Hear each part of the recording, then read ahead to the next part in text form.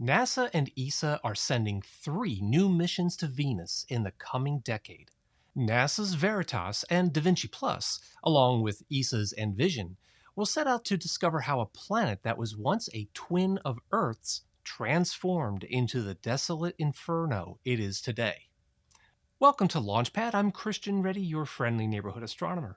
NASA's new administrator, Bill Nelson, announced that not one, but two new missions to Venus were selected as the newest of NASA's Discovery class missions. When they launch around 2030, Da Vinci Plus and Veritas will mark NASA's return to Venus in about 40 years. But if that weren't cool enough, ESA just announced its Envision mission will head to Venus at around the same time. So today we're going to take a look at these three new missions and what they may tell us about our sister planet. But if you'd like to learn more about why scientists think that Venus may have once been habitable, then I invite you to check out a series of documentaries about Venus on Magellan TV, who are very kindly sponsoring today's video. Magellan is a documentary streaming service featuring content on history, art, nature, and space and science. Their Exploring Venus series delves into why astronomers believe was once, and may still be, a habitat for life. Other documentaries investigate how we may explore and even colonize Venus someday. And now you can get a full year of Magellan TV for 30% off. That's just $3.50 a month.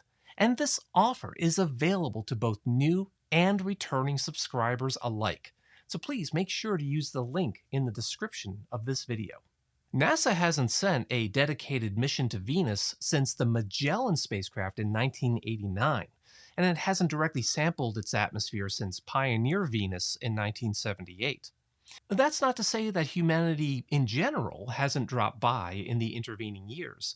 Japan's Venus Climate Orbiter Akatsuki and ESA's Venus Express are relatively recent orbiters, and the Soviet Union's Venera and Vega programs made several landings on the planet in the 1970s and 80s. But overall, Venus hasn't seen quite as much love as other terrestrial planets. And that's a shame because Venus is one of the most enigmatic planets in the solar system. It's a near identical twin of Earth with similar mass, radius, and density. If you could stand on Venus, you'd only weigh about 10% less than you do here on Earth. Not that you'd survive or anything, because despite being Earth's twin in a global sense, Venus couldn't be any more different from Earth. It's permanently enshrouded in thick clouds of carbon dioxide and sulfuric acid.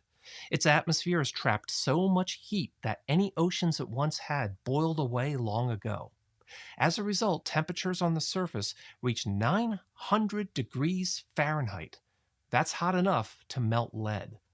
The atmosphere is so thick that surface pressures are 93 times greater than sea level on Earth. That's about the same pressure as 900 meters or 3,000 feet underwater. At that pressure, the air is a supercritical fluid. It's not a liquid, but not really a gas either. It's so thick you'd have to push against the air just to walk around in your air-conditioned hard suit. Given these conditions, it's not surprising that the Soviet Venera landers could only operate for a couple of hours on the surface before frying out. And yet, it seems that Venus wasn't always like this. There's considerable evidence to suggest it was once very Earth-like, with normal temperatures and oceans of water. So what happened?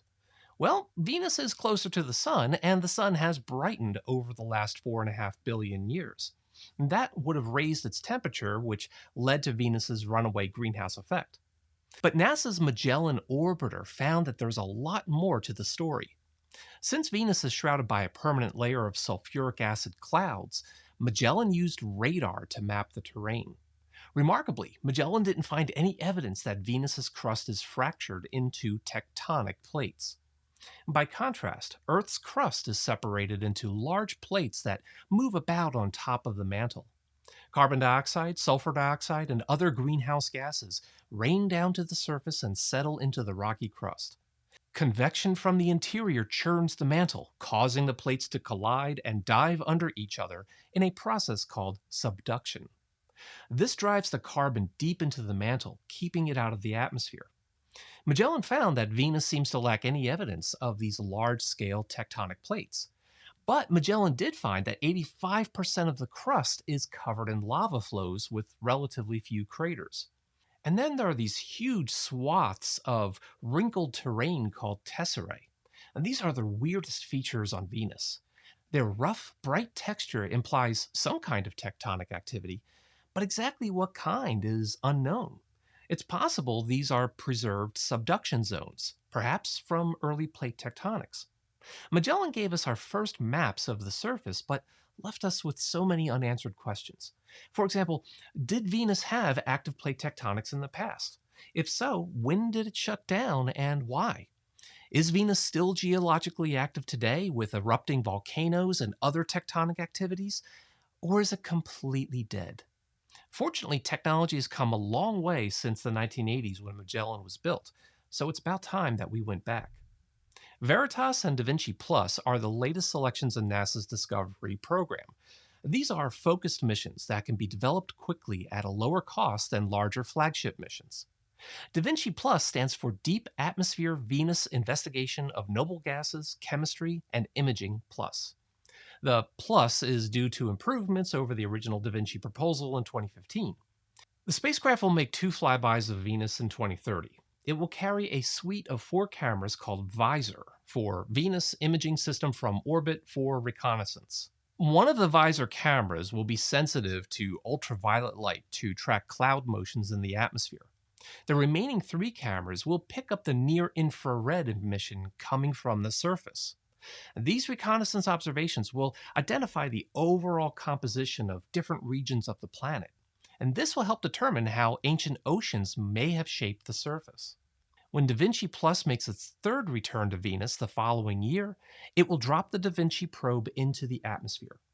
The probe is a spherical titanium pressure vessel packed with instruments that will analyze the Venusian atmosphere, starting from the cloud tops all the way down to the surface. Along the way, its imaging system will acquire high-resolution 3D images of the Alpha Reggio Mountains. These mountains have intriguing features that could reveal details about the planet's geologic history. The Da Vinci mission was proposed long before the announcement of phosphine in Venus's atmosphere. On Earth, phosphine is created naturally by biological processes. Since the upper atmosphere of Venus has shirt sleeve temperatures and sea level pressures, the phosphine detection begged the question if Venus may still hold bacterial life in its atmosphere. Now, I made a video about that, so I won't repeat all the details here. But since that initial announcement, the amount of phosphine present appears to be much less than originally determined. Da Vinci Plus has 2 analytical chemistry experiments on board. One of these, the Venus mass spectrometer, will be able to detect phosphine throughout the entire atmosphere, especially from the lower clouds down to the surface. In addition, the team is considering adding a channel to the second instrument specifically for phosphine. However, Da Vinci Plus is a single probe. If it doesn't detect any phosphine, that's hardly proof that there's no phosphine anywhere in the atmosphere to be found. And that's why the probe is designed to identify several different kinds of trace gases other than just phosphine. And that will go a long way toward determining if Venus once had or possibly still has a habitable atmosphere. Meanwhile, the Veritas mission will map the surface in high resolution. Veritas stands for Venus Emissivity, Radioscience, INSAR, Topography, and Spectroscopy. It's an orbiter equipped with a synthetic aperture radar. The radar will penetrate Venus's clouds and map the surface down to 30 meters per pixel. For really interesting surface features, the spacecraft can make additional targeted scans that will raise the resolution up to 15 meters per pixel. That's 10 times finer than Magellan. These 3D maps will confirm whether processes such as plate tectonics and volcanism are still active on Venus. Venus is also equipped with the Venus Emissivity Mapper to map the surface emissivity in bands of the infrared parts of the spectrum. These bands are like windows that can see through the atmosphere and even detect the presence of water vapor near the surface. These measurements will determine whether active volcanoes are releasing water vapor into the atmosphere. Veritas is expected to map Venus over 4 Venusian days. That may not seem like much, but one day on Venus lasts 223 days on Earth, so we're talking about a 2.5 year mapping mission. These two missions alone will tell us a great deal about Venus and address some long standing questions, but they'll undoubtedly raise new ones in the process. So it's a good thing that ESA announced its Envision mission to Venus. Like Veritas, Envision is a radar mapping orbiter, but with slightly different capabilities. For example, its Vensar radar will get a slightly higher resolution of up to 10 meters per pixel compared to Veritas's 15-meter resolution, but it won't be able to do targeted imaging of specific terrain features. Envision will begin taking data about 7 years after Veritas's arrival, so it will be able to pick up where Veritas left off and see if there were any short term changes to Venus's surface. Envision will also carry a subsurface sounding radar that uses low frequency radio to penetrate up to a kilometer deep into the crust. This will be used to map subsurface features and search for any buried tectonic plate boundaries. VenSpec is a suite of three spectrometers operating in the UV and infrared. It will map trace gases, including those ejected by volcanoes.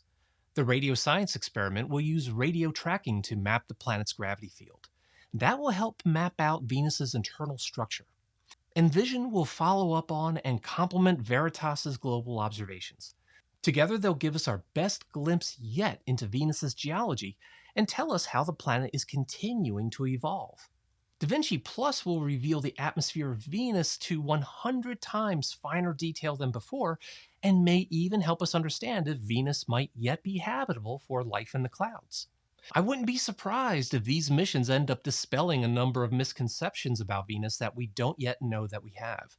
So, yeah, I'm really glad that NASA and ESA are planning to go back to Venus. But for every mission selected, others have to be passed up. In NASA's case, Veritas and Da Vinci Plus won out over the Io Volcano Observer and the Trident mission to Neptune's moon Triton. The last time we saw Triton up close was Voyager 2 in 1989. Talk about unfinished business. Still, the 2030s are going to see a lot of science coming from Venus, so I'm pretty grateful for that. And I'm also grateful for my patrons who are helping to keep Launchpad Astronomy going, and I'd like to welcome Josh and Robert Swain as my newest supporters. And if you'd like to join me on this journey through this incredible universe of ours, well, please make sure you subscribe and ring that notification bell so that you don't miss out on any new videos. Until next time, stay curious, my friends.